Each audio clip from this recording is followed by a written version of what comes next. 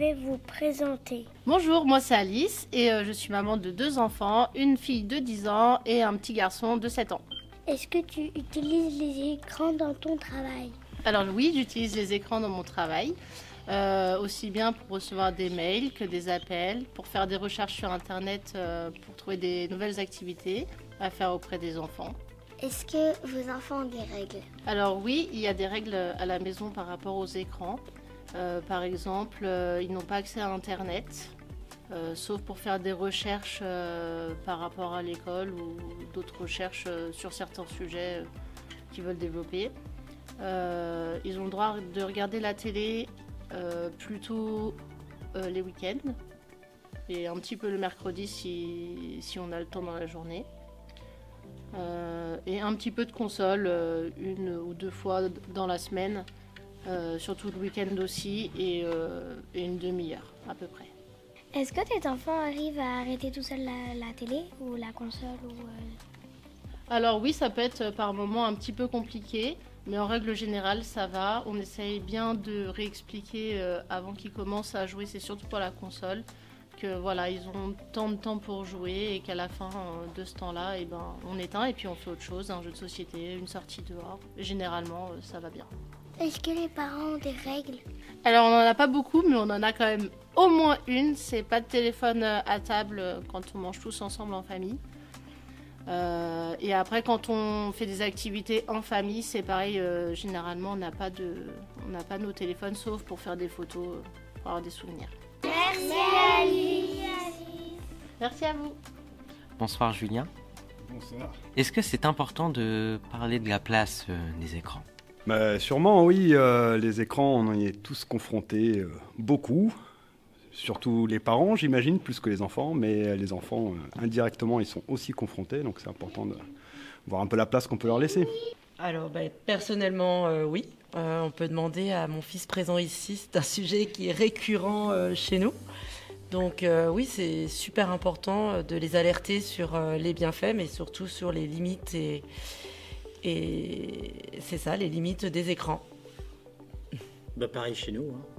Les écrans, c'est un vrai sujet.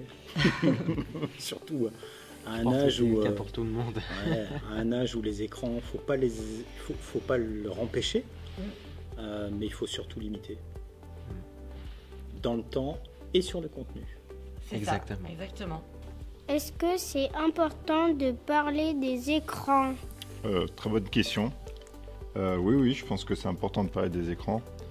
Moi je suis papa de 2 petits garçons, donc j'ai pas encore qui ont 6 et 8 ans, donc c'est pas encore vraiment un sujet au sein de la famille, mais c'est vrai que prenant pas mal de transports en commun, que ce soit le train, les métros et autres, c'est vrai qu'on voit que les gens dans l'espace public sont de plus en plus happés par leur écran de téléphone portable.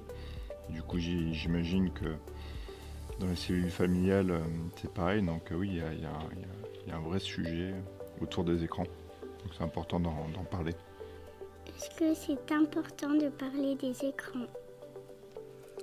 Eh bien, c'est une bonne question, Anaï. Effectivement, j'y avais pas encore réfléchi, puisque à la maison, on essaye que tu regardes pas trop les écrans, mais on n'en a pas encore vraiment parlé de manière globale. Donc, on va faire ça ce soir. Est-ce que, selon vous, c'est facile de mettre des règles pour les écrans ? Facile non, parce qu'il y a toujours des demandes supplémentaires, mais c'est nécessaire. Non. Alors j'ai presque envie de dire, c'est facile d'instaurer un cadre. Oui. Ce qui est compliqué, c'est de le respecter. Donc c'est là où les complications commencent. Et les batailles débutent. Surtout quand on a 2 enfants d'âge différents. Donc forcément, le cadre n'est pas tout à fait le même pour les deux. Donc il faut limiter et puis il faut se battre gentiment, mais il faut quand même répéter les mêmes choses chaque jour. Moi je rejoins Rebecca effectivement sur le fait que c'est assez facile de mettre un cadre, mais de le respecter c'est beaucoup plus dur. C'est Donc ça. il faut une rigueur, il faut parfois brider la chose pour que ça soit compris. Mais de l'encadrer, c'est plus qu'important. Parce qu'il faut, le temps d'écran doit être limité. Moi, les enfants sont encore petits, faut pas qu'ils restent trop longtemps devant les écrans. Donc, on a le droit à un petit dessin animé de temps en temps, un chacun. Et puis, après, il faut savoir s'arrêter. C'est ça, puis je pense, moi je garde toujours en tête que même si c'est compliqué aujourd'hui et que ça crée des conflits, je pense qu'ils nous remercieront plus tard. Je me projette toujours vers l'avenir et je pense qu'ils seront contents qu'on les ait limités, qu'on les ait pas laissés en nos limites, surtout à des âges qui sont encore quand même... là on est sur 8 ans, donc... Et même à 12 ans, on les limite à 12 ans. Oui, non, puis on voit les effets aussi sur la scolarité. Moi, j'en parle avec la maîtresse de Néo. Et les enfants qui ont moins de limites que ce que nous, on peut mettre, il y a vraiment des différences. Au niveau de l'apprentissage, au niveau même de l'éducation. C'est vrai, c'est vrai. C'est important. Face à un écran, on est quand même plutôt dans une attitude passive. Donc, je pense qu'à leur âge, il y a quand même plus d'activités à faire autres où ils sont plus actifs. Et il y a plus de découvertes à faire en étant plus actifs. Jouer dehors ou jouer à des jeux de société. Plein d'autres activités, je pense, plus constructives. Même si les écrans, c'est toujours intéressant aussi. Mais pas trop. Est-ce que c'est facile de mettre des règles à la maison ? Là encore, je vais parler de mon expérience avec les deux petits garçons de 6 et 8 ans. Pour l'instant, c'est facile dans le sens où ils n'ont pas encore leur téléphone, leur smartphone ou autre. Donc c'est nous qui contrôlons les écrans via la tablette ou la télévision. Donc on arrive facilement à gérer l'accès aux écrans. Par contre, c'est vrai qu'on voit de plus en plus que dès qu'on est un petit peu sur nos téléphones, et pourtant je pense qu'avec ma femme, on n'est pas forcément les plus accros tout de suite. On a des yeux qui viennent au-dessus de nos épaules pour regarder l'écran, donc on essaie de faire de plus en plus attention, même à nous réguler nous-mêmes pour éviter de vous attirer. Est-ce que c'est facile de mettre des règles ? Alors, il se trouve que nous, on n'a pas encore mis trop de règles parce qu'on a plutôt limité les écrans à la maison. Donc c'est vrai que tu n'as pas de téléphone et la télé, en fait, on n'en a pas. Et il reste l'ordinateur, mais tu sais que c'est juste de temps en temps. Mais effectivement, pour l'instant, on n'a pas de règles globales. C'est nous qui te disons quand on regarde ou quand on ne regarde pas. Est-ce qu'il y a quelque chose de positif et de négatif sur les écrans ? Positif, oui, je pense que c'est une espèce de démocratisation, un accès au savoir beaucoup plus simple, beaucoup plus universel par rapport à ce que je peux avoir moi quand j'étais enfant, où c'était beaucoup plus limité, statique même. Donc là, ça a quand même vachement facilité et accéléré en fait la mise à jour des accès au savoir. Par contre, il y a aussi le côté maintenant un peu pervers de savoir quelle est la vérité et tout ce qui est aussi relatif dans le concept de vérité qu'on peut avoir avec les réseaux sociaux. Après, ouais, les points négatifs, du coup, ça en fait partie. Hein. C'est compliqué de contrôler vraiment tout ça. C'est très personnel. Après, même au niveau des écrans, du coup, un point négatif, c'est que ça happe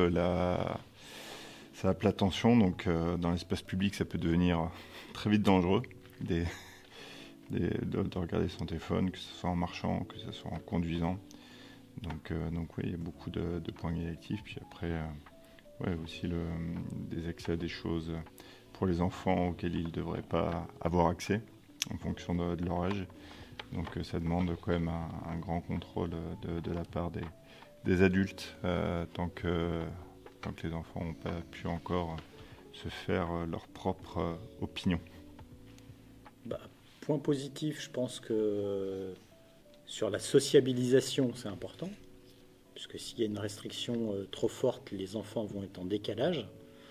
Ça, c'est plutôt le point positif. Il faut les accompagner avec les écrans, parce que de toute façon, on est dans une tendance où on ne peut pas éviter ça. Oui, et puis, est-ce que je te coupe il y a aussi des contenus intéressants. Tout n'est pas inintéressant sur les écrans. Il y a des émissions d'apprentissage qui sont très bien. Des fois, ils me disent des choses. Je dis, mais t'as vu ça où? Ah, ben j'ai vu ça dans telle ou telle émission.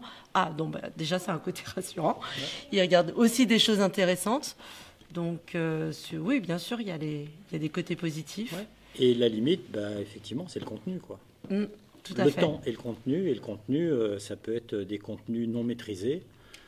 C'est pour ça qu'il faut avoir un contrôle parental, je pense, sur les portables, sur les tablettes, pour que ça soit hyper encadré. Et respecter aussi, c'est vrai que quand on voit des films moins de 10, c'est des films moins de 10. C'est pas des films moins de 7, c'est des films moins de 10. Et encore plus vrai quand c'est moins de 13 ou moins de 16. Donc ça aussi, c'est ça, il faut le faire respecter. Qu'est-ce qu'il y a de bien et de pas bien dans les écrans? Oui. Alors, effectivement, les écrans, ça nous apporte plein de choses. Après, il y a différents types d'écrans. On dit les écrans, mais chaque écran est différent. Tu as le téléphone. Alors ça, on en a, le téléphone, on y passe du temps. Il y a l'ordinateur, ça apporte encore d'autres choses. Et puis la télé, ça apporte encore d'autres choses. Donc c'est vrai que ça a des bons côtés, mais le principal mauvais côté, c'est qu'on risque d'y passer trop de temps. Et c'est pour ça qu'il faut qu'on mette des règles pour faire autre chose. Et effectivement, la question qu'on peut se poser, c'est pourquoi nous, on n'a pas de télé. Et parce qu'effectivement, tu verras, il y a tes copains, tes copines, il y en a qui ont la télé à la maison. Et nous, c'est qu'on préfère faire d'autres choses que regarder la télé. Mais par contre, on préfère regarder des films. Merci papa et merci pour la réponse à mes questions. Qu'est-ce qu'on pourrait faire dans nos Valaises pour éviter que les enfants restent trop sur leurs écrans? Sur nos Valaises, je sais pas si c'est vraiment à la commune de prendre ce type de décision-là, mais je pense que dans chacune des familles, il y a des règles à imposer. Qu'est-ce qu'on pourrait faire au niveau de nos Valaises? De l'information, informer les enfants de ces limitations-là. Eh bien, merci pour cette interview. Au revoir.